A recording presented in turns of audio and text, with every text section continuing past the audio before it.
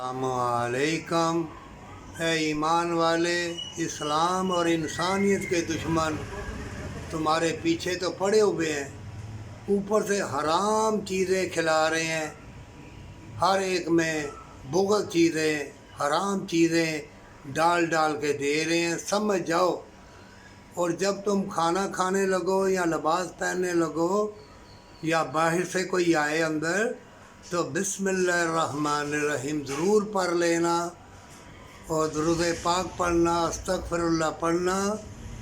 जब बहुत ज़्यादा तहन फैल जाए, बीमारियाँ, तकलीफ़ें, तो सदका खैरात अपनी माल जान का तुमने देना कोई नहीं है, नाप तोल के तुम नहीं दोगे।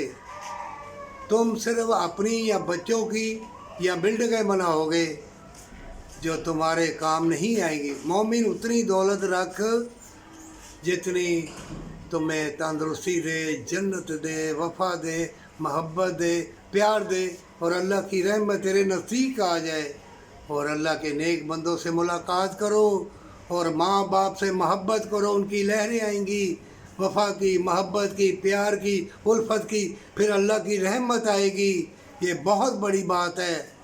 जब तुम ऐसा करोगे तो शैतान मरदूद भी दूर रहेगा, फिर जो दुश्मन है वो भी दूर रहेंगे, और अल्लाह तुम्हारे लिए मुशाहदात के दरवाज़े खोल देगा, हिकमत के, खैर व बरकत के। जिसने सीधी बात, जिसने इंसानियत के साथ, गरीब यतीम के साथ, मजबूर के साथ मोहब्बत प्यार की, अपनी मालो दौलत दी अल्लाह की रहमत और जन्नत हासिल करने के लिए, वो तंदुरुस्त है, और जन्नत भी उसी की है, पर सच्ची तौबा के साथ।